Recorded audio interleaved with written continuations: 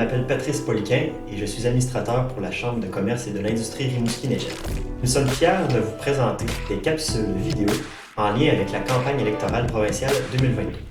Avec notre animateur Guillaume Serrois, découvrez nos différents candidats et leurs propositions de plans pour la région pour les 4 prochaines années. Nous souhaitons une bonne écoute et au plaisir de vous rencontrer une prochaine fois. On a la chance aujourd'hui d'être avec Samuel Ouellette, candidat du Parti québécois dans Rimouski. Monsieur Ouellette, merci de prendre le temps de discuter avec nous aujourd'hui. Merci, M. Serrois. J'aimerais d'emblée savoir comment ça se passe sur le terrain de votre campagne. Ça se passe très bien. On fait beaucoup de contacts avec les gens. On est à l'écoute, on s'informe. Mais sachez que j'ai eu la chance de faire ce métier-là pendant 4 ans comme attaché politique. Donc, les rencontres sur le terrain, ça ne date pas d'hier. On est... Pour cette campagne électorale-là, on est sur le terrain depuis le 4 avril, mais précédemment, j'ai pu naviguer dans la circonscription, faire plusieurs centaines et même des milliers de kilomètres, en fait, pour parcourir les chemins de la MRC de Rimouski-Neigette, pour aller à la rencontre des gens un peu partout. Donc, c'est certain que cet aspect-là du travail, je l'apprécie beaucoup. Puis, mon intention, c'est de continuer de le faire longtemps, pendant minimum les 4 prochaines années, et on verra pour les années subséquentes. Vous avez un passé d'entrepreneur vous-même, donc vous savez que le sujet numéro 1 qu'on parle ces temps-ci, c'est au niveau de la pénurie de main-d'œuvre. Au Parti québécois, vous êtes le seul parti qui proposait de baisser le seuil d'immigration, alors que c'est une des solutions parmi d'autres pour enrayer cette problématique-là. J'aimerais ça vous entendre là-dessus. En fait, au niveau de réduire le seuil d'immigration, c'est une question de capacité d'accueil. On a, oui, la crise de pénurie de main-d'œuvre, mais il y a aussi celle-là du logement puis du manque de places en garderie. Donc, les différents services sociaux sont quand même en surchauffe. Il faut s'assurer d'accueillir les personnes de manière adéquate. Puis pour ce faire, il faut régler les enjeux que j'ai nommés, donc le logement et les places en garderie. Mais ultimement aussi, c'est une question de mieux accueillir, mais aussi de mieux répondre aux besoins des entrepreneurs. Et pour ce faire, on propose aussi la régionalisation de l'immigration. Donc, l'objectif, c'est d'offrir un meilleur pointage aux immigrants qui accepteront de venir s'installer en région. Donc, ultimement, on répond mieux aux besoins, on accueille mieux, puis on réussit à résorber un peu mieux la situation parce qu'on a vraiment la main-d'œuvre qu'on a besoin à ce moment-là. L'autre proposition qu'on a fait aussi, qu'on est les seuls, mais qu'au niveau de la main-d'œuvre, c'est au niveau des travailleurs expérimentés. Il y a environ, on estime au Québec, environ 150 000 personnes qui pourraient vouloir revenir sur le marché du travail à plus ou moins temps plein ou à temps partiel. Et en ce moment, ce qui les freine, c'est la fiscalité. En fait. Au Parti québécois, ce qu'on propose, c'est le dernier 35 000 $ de revenus qu'on fait un rabais d'imposition de 15 % jusqu'à concurrence de 80 000 $ de revenus. Donc, c'est très intéressant pour les personnes aînées. Puis en plus de ça, on ne touche pas aux rentes. Puis on leur permet d'arrêter de cotiser à la RRQ à partir de 65 ans. Donc ça, à court terme, ça va être une solution qui va venir aider à la crise de main-d'œuvre. Puis aussi, il va falloir investir dans les technologies, bien entendu, pour aider à l'automatisation des entreprises. Je pense que peu importe le nombre d'immigrants ou peu importe le nombre d'aînés qu'on ramène sur le marché du travail, c'est toujours des solutions temporaires au final. Il faut vraiment voir au niveau de la productivité, s'aider avec la technologie. Puis ça, je pense qu'il faut, d'un point de vue régional, mais aussi national, il faut avoir une vision plus large à ce niveau-là. Vous avez parlé de crise du logement, crise de places en garderie. Votre parti propose de transformer les places en garderie privées en des CPE publics. Historiquement, je vous disais qu'il y a peut-être des situations que le gouvernement, au niveau de la performance pour faire ces changements-là, c'est pas nécessairement optimal. Vous n'avez pas une crainte sur le fait que ça crée juste des enjeux? Pas du tout, parce que le système de CPE, c'est probablement le meilleur au monde. On donne un exemple partout dans le monde. Il y a des cas d'études qui viennent voir le modèle québécois au niveau des centres de la petite enfance. D'ailleurs, je salue les éducatrices et les éducateurs en milieu de garde éducatif.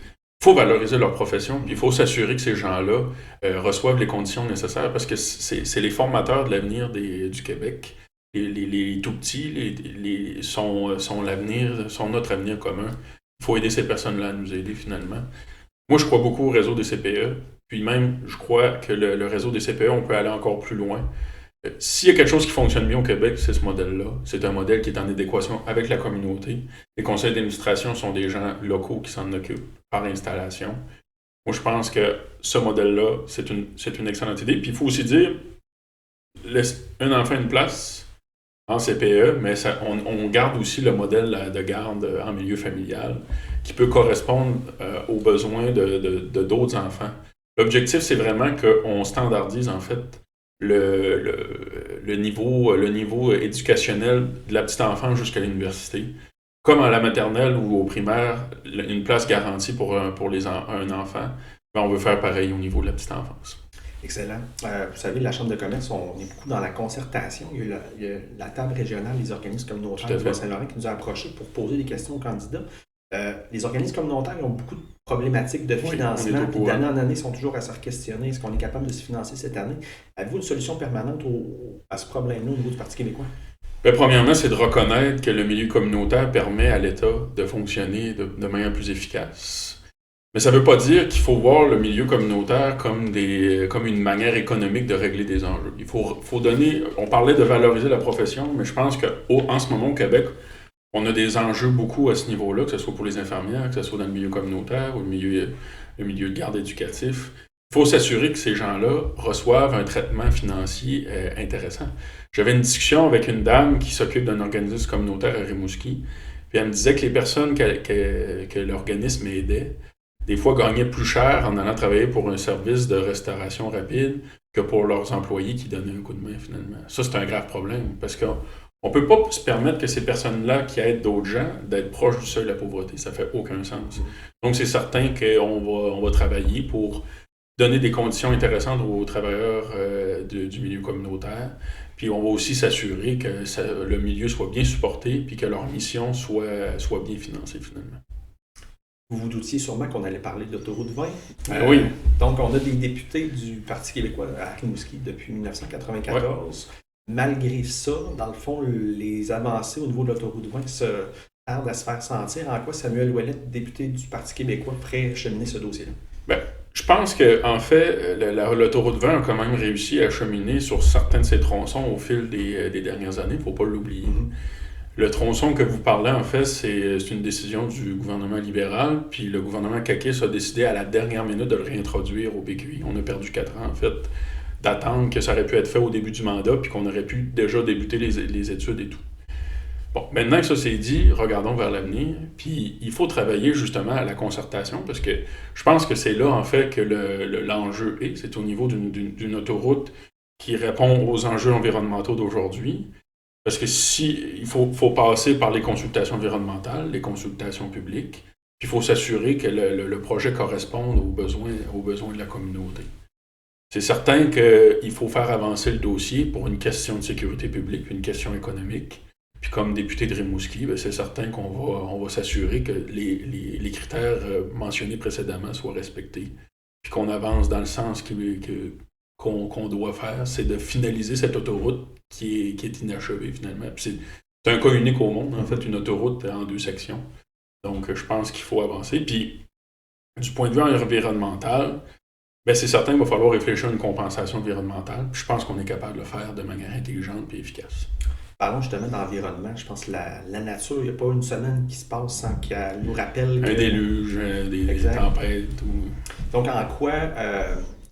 En région, on peut quand même s'assurer que nos entreprises se développent malgré cette crise climatique-là. Il y a plusieurs facteurs, notamment en soutenant mieux les municipalités pour affronter la crise climatique. D'ailleurs, le Parti québécois a répondu favorablement à la demande de l'UMQ du 2 milliards de dollars pour répondre à l'urgence climatique pour que les municipalités puissent se préparer puis affronter cette nouvelle réalité-là.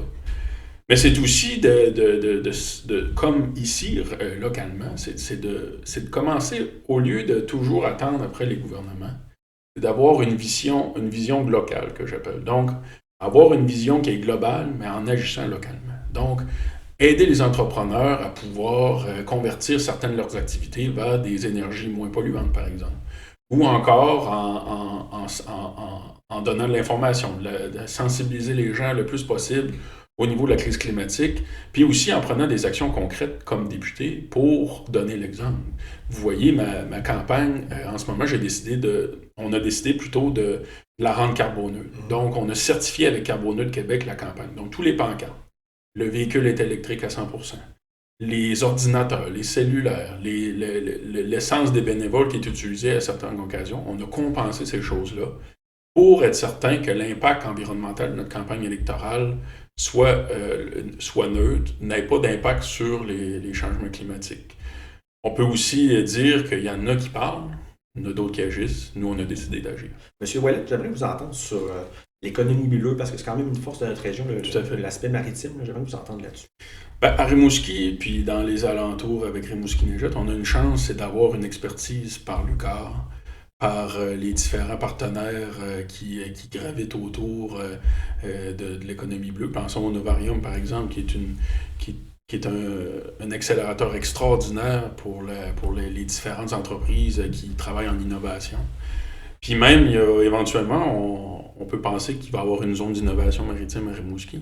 Ça va être majeur, ça va changer beaucoup de choses, ça va permettre de créer beaucoup d'opportunités, puis ça va devenir aussi une spécialisation intéressante pour Rimouski, parce que le caractère maritime fait partie de Rimouski depuis la nuit des temps. Le Rimouski s'est bâti à cause du fleuve, puis l'avenir de Rimouski va passer par le fleuve.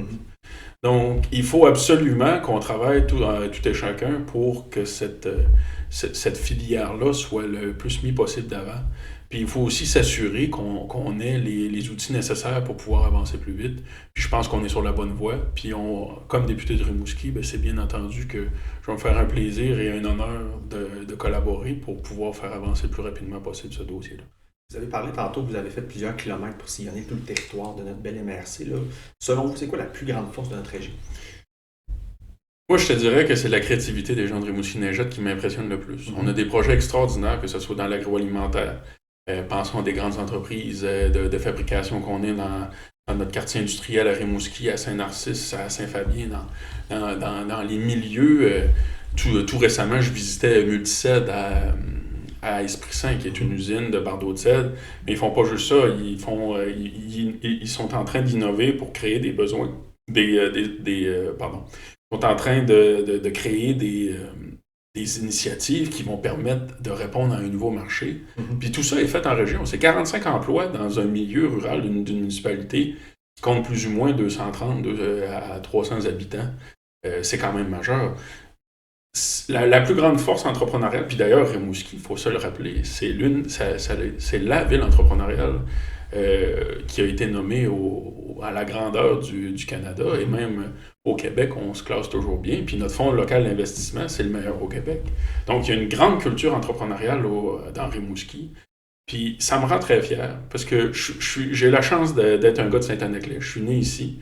J'ai fait mes entreprises ici, mes études ici. Puis d'avoir pu naviguer puis grandir au travers de cet esprit entrepreneurial-là qui est très riche dans notre région, ça me donne beaucoup de nourriture et beaucoup de gaz pour aller plus loin. Puis à partir du 4 octobre, j'ai bien l'intention de continuer à utiliser cette énergie-là pour nous faire avancer collectivement. Puis que les entrepreneurs, les agriculteurs, les forestiers, les familles, les aînés, toutes les personnes qui veulent que notre milieu avance, qu'on puisse le faire ensemble puis qu'on avance plus rapidement. Justement, vous savez que la Chambre de commerce, on représente plusieurs membres de tous les secteurs économiques, du travail autonome à la multinationale. Vous avez parlé de votre passé d'entrepreneur. Dans quoi vous êtes le candidat qui va faire rayonner l'entrepreneuriat dans notre région? C'est une question. L'entrepreneuriat, c'est une question de promotion. Puis c'est une question aussi de valoriser ce mode. En fait, moi, j'appelle ça un mode de vie, là, parce que l'entrepreneuriat, c'est 24/7. Quand tu es entrepreneur, ta tête n'arrête jamais. Tu as toujours un projet pour améliorer tes processus à l'interne. Tu as toujours une bonne idée qui va permettre d'aller plus loin. Puis les entreprises florissantes, ultimement, c'est toute la communauté au complet qui en profite. Donc, c'est certain que comme député de Rimouski, mon objectif, c'est de créer des occasions le plus possible pour favoriser la relève entrepreneuriale, pour permettre aux entrepreneurs de Rimouski de pouvoir aller encore plus loin dans la mise en marché. C'est pas le député de Rimouski qui va faire ça, mais c'est d'encourager ces initiatives-là à travers des partenaires comme vous, la SOPER, tous les partenaires économiques qu'on a dans Rimouski-Neigette. C'est de s'assurer qu'il y a une cohésion puis qu'on réussisse à aller encore plus loin, comme je le disais tout à l'heure. Puis c'est aussi une fierté de voir ces personnes se réaliser là. On a beaucoup d'entreprises ici à Rimouski puis dans Rimouski-Neigette qui rayonnent à l'international. On a des fabricants de snowboard, de planches à neige, qui vendent un peu partout dans le monde. On a des gens qui vendent du gin aux quatre coins de la planète. On a une ville exceptionnelle. Puis on a une région exceptionnelle au point de vue entrepreneurial. Puis pensons juste aussi à l'aspect agricole, à Rimouski-Neigette, on a des produits exceptionnels qui sont aussi exportés aux quatre coins de la planète.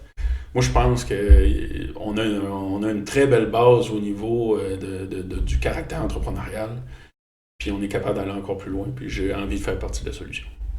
Monsieur Ouellet, merci beaucoup du temps que vous nous avez consacré, puis on souhaite une très belle fin de campagne. Merci.